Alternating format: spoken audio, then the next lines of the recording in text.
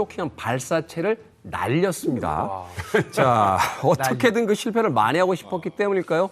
불쾌하기도 하면서 헛웃음도 나오고 그러면서 참 이게 뭔가 허탈해지는 그런 발사체. 전국 곳곳이 뚫린 엄청난 사태가 벌어졌는데 일명 오물풍선 테러입니다.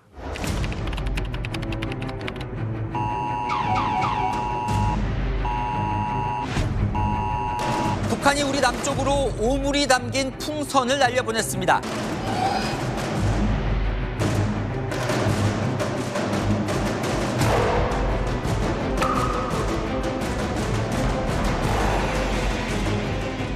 야, 진짜.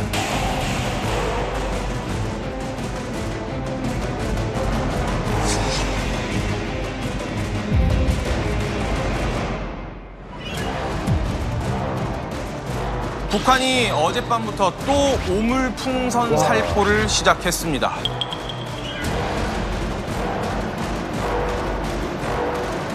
북한은 어젯밤 330개가 넘는 오물풍선을 살포했습니다. 우리 군은 오늘 중 대북 확성기를 설치하고 방송을 실시할 것입니다.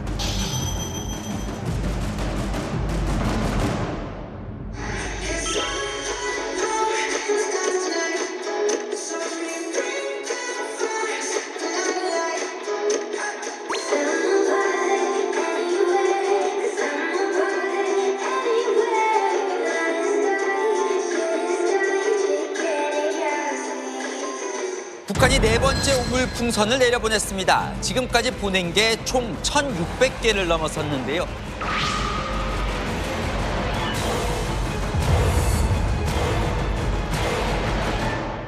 사실 저도 오랜만에 깜짝 놀랐거든요. 북한에서 뭐가 날라온대요. 그래서 저는 이게 뭐 폭탄이 날라오나 보니까 나중에 기사로 나온 것이 첫날에는 한 270여 개의 풍선, 그리고 그 두 번째는 이제 한 700여 개의 풍선을 날렸는데, 그러니까 제가 이걸 보면서 북한의 참 격이 참 낮다. 왜냐하면 이게 누군가가 이렇게 뭐 우리는 진실을 보내고 쌀을 보내고 하잖아요.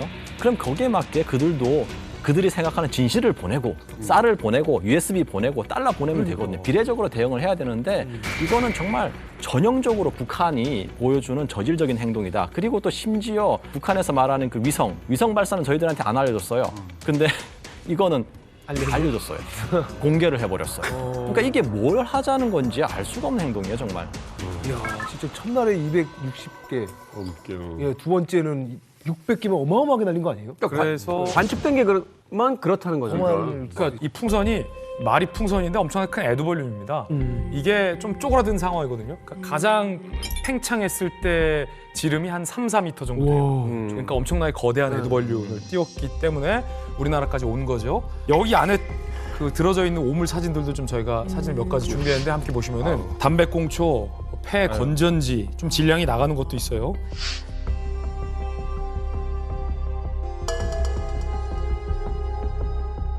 이 오물풍선 때문에 빌라 앞에 주차돼 있던 한 차량 유리창이 박살나기까지 했습니다. 무게가 생각보다 무거워요. 10kg 정도 나가는 오물. 머리 맞으면 그런데 아직 놀라긴 이릅니다. 뭔가 거무튀튀한 이 가루. 뭐야 이거? 뭘까, 담배째일까, 아니면 뭐 거름일까, 아니면 뭘까. 그런데 우리 군이 수거해서 정밀 분석을 해봤어요. 분변가루입니다. 분변가루. 분변이요? 예, 똥이에요, 똥. 아우. 사람의 똥이에요? 뭐 사람의 똥, 가축의 똥 다 섞여서 기료를 보낸 거죠. 있는 것 같아요. 대량으로 살포했어요. 물론 2016년에도 이 똥을 보낸 적이 있어요.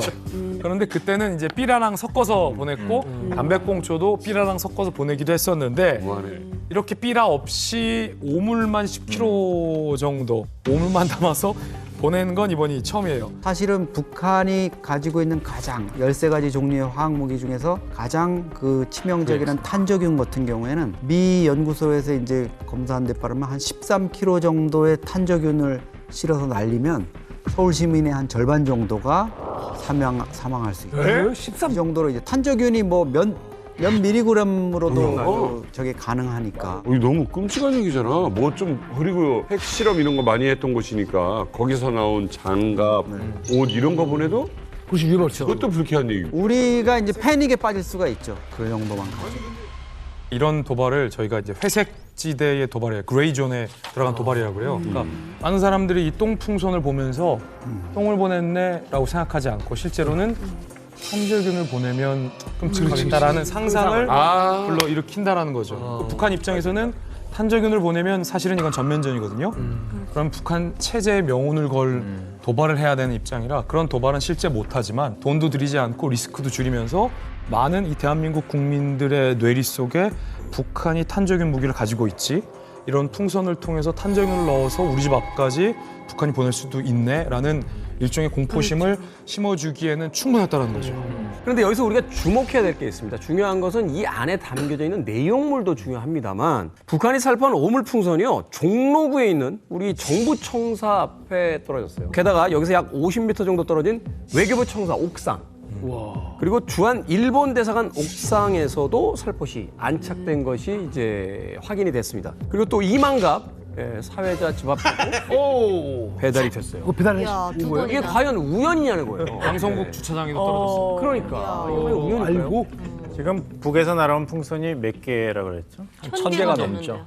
1000개면 굉장히 큰 숫자인데 그중에 뭐 사회자님 집 앞에 떨어질 수도 있고 방송국 주차장에 떨어질 수도 있고 차 유리창을 부술 수도 있고 북한에서 보낼 때는 아무래도 수도권 중심으로 기류를 조정해서 보냈을 테니까요. 근데 우리가 패닉이 되고 공포심에 질리면은 그대로 보게 되는 거죠. 아, 북한이 이렇게 치밀했구나. 그것이 바로 북한이 원하는 것이죠. 아까 말씀하신 건 고도의 심리전이거든요. 이걸 통해 가지고 무슨 우리나라의 경제 그 체제를 전복시키고 이런 것보다도 무서워하게 만들어서 대북전단 살포하지 마. 우리가 피해갖고 이러다 전쟁 난다잖아요. 아까 탄저균도 얘기하시지만. 하지만 우리가 이성적으로 생각하면 정말 풍선의 탄저균이나 폭탄 그런 공격을 한다면 그거는 한국전쟁 재발이거든요. 한국전쟁 재발이면은 그것은 북한 정권의 종말이에요. 그것을 과연 북한 정권이 목표로 삼고 했을까? 아니면은 이렇게 지저분하게 해가지고 우리가 패닉에 시달리게 하는 것이 목적일까? 그래서 북한에서 심리전으로 나왔으니까 어떻게 그것을 잘 막고 우리도 어떻게 심리전을 할 것인가? 저는 이건 군사학의 문제가 아니라 수사학의 문제라고 보거든요. 아까 말씀하신 저는 왜 이런 짓을 하느냐. 기분 나빴던 거예요. 그 전에 김여정이 계속 담화해서 우리 삐라에 대해 대북 전단에 대해서 뭐냐면 쓰레기라는 말을 수차례 반복을 했거든요. 노즐한 족짐을 살포 너름의 앞장에선 짐승보다 못한 추악한 쓰레기들의 배후에서 우리는 그 쓰레기들이 리포시켜놓은 비루수를 깨끗이 박멸하였습니다. 드디어 자기들도 진짜 쓰레기를 보낸다라고 하는, 그러니까 그래서 굉장히 화가 났다는 걸 표현하는 이런 거지. 오히려 심리전으로 만드는 건 우리들의 대응 태도인 것 같아요. 사실 풍선에다 뭐 달아가지고 군사적 공격을 한다는 건 있을 수가 없는 일이고 2차 대전 때 일본이 풍선 달아가지고 미국 폭격했던 일이 있거든요. 절대 성공하지 못했고 또 하나는 풍선은 제어가 안 되거든요. 타이머가 달리고 뭐 했다 하더라도 공해상 빠져나가기 전에 터뜨리는 그 정도지. 바람만 예컨대 초속 5m만 불러도 우리 경비행기, 동력 있는 경비행기도 비행정지가 되는데 바람에 아껴가지고 그다음에 또 다른 더 좋은 수단이 있어요. 드론이라는. 그건 사실 다 되거든요. 장소, 시간, 그다음에 목표, 타겟 다 제어가 가능한데 뭐하러 풍선에다 달아 보내겠습니까? 그래서 이거는 좀 아닌 것 같고, 그래서 제가 볼 때는 이렇게 요란하게 대응할 건 아니라고 생각을 하거든요. 그냥 한번 진짜 말도 안 되는 짓을 한 거잖아요. 김정은 입장에서는 이번에 아마 3,500개 정도 풍선을 띄웠다 그래요. 그러니까 한 15톤 정도? 뭐 다 떨어진 건 아니고 그중에 뭐 산에 떨어진 것도 있고 바다로 간 것도 있겠지만 이 내용을 통해서 자기네들이 의도했던 어느 지역에 어떻게 떨어지는가 이런 것들은 충분히 테스트를 했을 것 같아요. 테스트가 되는구나. 이게 되게 지저분한 예행 연습이었다 이렇게 볼 수 있는데 사실은 일반적으로 우리가 보는 기상 정보하고 우리 군 당국이 가지고 있는 기상 정보는 차원이 틀립니다. 우리가 왜 경기도 어느 골프장 간다 이럴 때 몇 시부터 비가 내리느냐 이런 거는요. 공군 장교들한테 물어보면 제일 잘 알아요. 작전 정보기 때문에. 그리고 바람도 사실은 우리가 지상에서 부는 이런 바람하고 공중에서 날아가는 바람 이게 현격하게 틀리거든요. 완전히 반대일 경우. 오도에 따라서. 근데 우리 군 당국이나 정부 당국이 만약 작정하고 북한에 전단을 보내겠다 이렇게 되면 북한 김정은으로서는 상상도 할 수 없는 일이 벌어집니다. 그렇죠. 평양 김정은 집무실 위에 핵심층이 사는데 집중적으로 떨어지게 해라. 이게 정확한 기상 정보, 그다음에 첨단화된 장비, 특히 기폭장치, 타이머를 정확히 맞춰서 몇 시간 비행 후에 어디서 터지게 한다. 그렇지, 또 높이도 어느 정도 높이로 압력이 떨어지면서 풍선이 빠질 때 터트린다. 이런 것들이 작동이 되면은 어마어마한 위력을 발행할 수 있고 근데 풍선으로 뭘 한다는 건 말이 안 되고요. 비행기가 올라가 보면 알아요. 딱 하면 말이 안 되는 거고 핵심적인 건 뭐냐면 그러려면 드론을 쓰면 돼요. 아니 근데 이제 드론은 그 제한이 돼 있고 여러 가지 이제 그 운용에 문제가 있고 그다음에 생각보다는 풍선이 날아가는 그 고도의 기상이나 기류는 의외로 안정적으로 이렇게 흘러가는 그 루트가 있기 때문에 북한도 마찬가지. 북한도 아마 기술이 우리보다는 훨씬 떨어지고 기상 정보도 약할 텐데 정확히 수도권에 상당 부분을 안착시켰다는 건 나름 안정적이라고 볼 수 있죠. 그래서 제가 합참을 취재했어요. 이 지금 두 분의 말씀이 다 일리가 있거든요. 그러니까 풍선 갖고 뭘 해볼 수도 없고 정확하게 계산하는 도발적 의미가 아니라 수학적 도발이다. 이 말도 맞고 그 정도가 아니라 북한과 우리나라의 어떤 풍선을 이용한 도발은 생각보다 굉장히 고도화돼 있어서 어느 정도 특정 바운더리까지는 타깃이 가능하다. 이 말씀도 맞더라고요. 하자고 맘먹으면. 옛날에 제갈량 시대 때는 남동풍이 언제 불지는 제갈량만 알고 있었어요. 그런데 지금은 북한이 북서풍이 언제 불지, 어느 고도에서 안정적인 초속의 북서풍이 불지, 그래서 어느 정도 타이머를 세팅해놨다가 터뜨리면 이게 서울의 어느 광의의 지역에 집중적으로 떨어질지가 예측이 된다는 거예요. 우리 합참이 북한의 풍선 기술을 봤을 때. 하지만 이것이 진 교수님 얘기했던 것처럼 고도의 타깃을 설정해서 군사적인 폭탄이나 공격을 할 목적으로는 아직은 조약한 수준이다. 그러니까 두 기술이 중간 정도 어딘가에 지금 섞여 있다는 거죠. 어쨌든 북한이 제일 좋아하는 것 중에 하나가 관심 끌기고요. 그렇죠. 예, 다른 데서 전쟁 나면 내가 관심에서 벗어나는 걸 굉장히 두려워하잖아요. 성공했네. 누가 이 아이디어를 냈는지 저 한번 만나보고 싶은 것이 뭐냐면 핵무기를 뛰어넘는 비대칭 무기예요. 봐봐, 대칭 무기라는 이거거든요. 우리가 미사일 쏘면 우리도 미사일, 저쪽도 미사일 쏘는 거야. 저쪽에서 뭐 곡사포를 쏘면 우리 곡사포 쏘고 저쪽에서 똥을 보냈으면 우리도 똥을 보내야 되는데 똥을 보낼 수가 없잖아요. 이열치열했지만 이똥치치 똥은 없잖아요. 애매하다. 첫째로 비밀이다 이런 느낌이 있었거든요. 진심이 아니고서는 이게 애들 목숨이 달린 일이기 때문에 신중할 수밖에 없었거든요. 그래서 처남한테 오늘 던전볼로 나가려니까 배를 어느 위치에다 뽑아놔라. 임무 주고 나는 가족들 좀 데리고 갔는데 자 갔는데 지금 보세요. 정리해드릴게요. 가야지. 어머니까지, 그러니까 이혁 씨 어머님까지 설득이 됐어요. 골뱅이 잡으러 가야지. 네, 그래서 지금 보면 배 아직 누가 못 탔습니까? 장모님하고 천원만 설득이 안 된 거예요. 탈북하기로 한 당일 밤 그날 비바람으로 파도가 거세게 치고 있었어요. 그런데 오히려 탈북하기에는 최적이죠. 왜냐?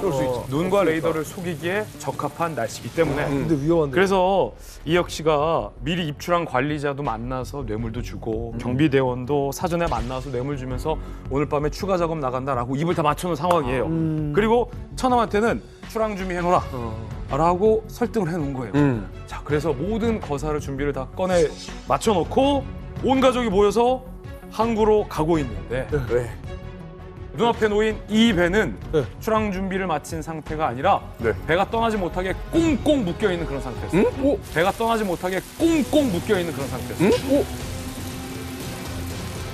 밧줄로 꽁꽁이요? 그렇죠. 처남이 무슨 짓을 벌인 거죠? 처남이 원래 내 말을 무조건 이렇게 했었거든요. 잘 듣는 네. 그냥 대놓고서 배가 원래 자리에 그냥 딱 그대로 육지에가 그냥 앉아 있는 거예요. 물 따라서 나가야 되는데. 와, 지금 다 챙겼는데. 네. 처남이 이렇게 탁 앉아 있는 거예요. 그래서 뭐지? 무슨 일이 있은 거야? 하니까. 매부 미쳤어요. 지금 날씨가 어느 때인데 나간다고 그래요. 매부 미쳤어요. 지금 날씨가 어느 때인데 나간다고 그래요. 풍선 때문에. 그지 천암. 그거였구나. 천암 입장에서는 말이 안 되지. 지금 나간다는 거 자체가. 위험한데.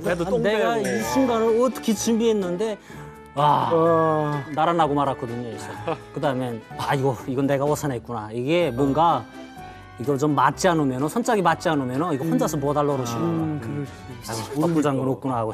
보안도 중요하지만 작전이 일단 맞아야 돼. 작전이 공유됐어야 되는. 그러니까 동생도 그 바닷물개 빤히 아니까 빠져가니까 아니 파도는 세고 있는데 이날 작업 나간다는 게 말이야.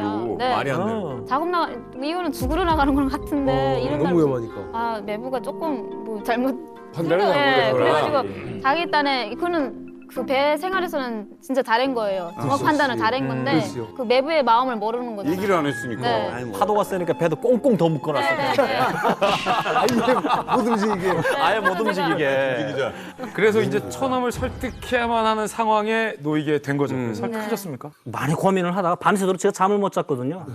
아, 저 원래 처남 자체가 좀 고집이 세서 저 녀석을 어떻게 할 것인가 하고 좀 따로 조용한 게 해변가로 데리고 가가지고 너는 지금 이 사회를 어떻게 생각하니? 하고 물어봤거든요. 가만히 있는 거예요. 그래서 난 희망 없다고 생각해. 하면서 이렇게 얘기했거든요. 그래서 난 원래 그 전부터 생각하고 있었던 게 있었는데 이번에 그거를 좀 단행하려고 마음먹었어. 우리 애들한테도 그래서 아빠 구실 좀 하고 싶고 너도 그래. 너도 지금 20대 초반인데 그래도 좀 넓은 세상. 우리 맨날 작업하면서 한국 여객기 지나가면 언제 우리 비행기 한번 타볼라나 이런 농담하고 말했었는데 우리가 뻔하게 세계 여행 좀 한번 해보자 하는데 그런 게 와 이분 젊은 청년의 가슴에 불을 지르는 거야. 저는 토론하면 우리 진 교수님이잖아요. 진 교수님 이길 것 같아요. 나는 진짜 난 빠져있어. 그러니까요. 그 말투하면. 아니 난 저분하고 같이 이렇게 소주 한잔 하다가 다시 북으로 가자면 나 갈 것 같아. 형님은 북에 가시면 일주일이면 동화 대신 매다. 갈 것 같아. 아니 정말 황해도 그 해주에서는요. 저기 인천 영종도 공항에 내리는 비행기들이 보여요 밤에. 맞아. 그러네. 그 국제선 비행기들이 그걸 보면 황해도 주민들이 어떤 생각을 하는지 오늘 처음 알았어요 진짜. 그런데 문제는 말 없는 처남이죠. 이거 어떻게 될지 모르겠네. 어떡해. 남조선 가자라는 건 너무 무서운 얘기예요. 처남이 목소리 톤 자체가 이렇게 쭉 다운돼가지고 하는 소리가 그 군함들을 어떻게 처리할 생각이에요? 이렇게 물어보면 이 녀석 동의했구나. 난 딱 그렇게 하고 난 그 다음에 완전 확신이 생겼거든요. 그거는 나한테 맡기라. 이렇게. 그러니까 군함이 옹진 쪽이하고 해수 쪽에 60전대하고 8전대 이렇게 그 두 척이 나와 있는데 그거를 꼭 경비교대 그다음에 해상경보대 안에가 이렇게 육상으로 들어가는 루트가 있거든요. 그래서 타이밍을 딱 맞추고 나는 그걸 쭉 얘기했거든요. 어머니만 어떻게 생각하겠는지 난 엄마 의견을 좀 따를 수밖에 없다고. 이게 지금 작전으로 보면 처남을 꼬시면 처남이 엄마 갑시다라고 하면 엄마는 그렇지. 아들과 딸이 간다는데. 그렇지 안 가요 얘도 좀. 근데 이게 거꾸로 될 수 있는 게 엄마가 안 가겠다면 아들은 못 가요. 아들은 또 못 가. 이게 절체절명의 순간이 되는 거야 이게 사실.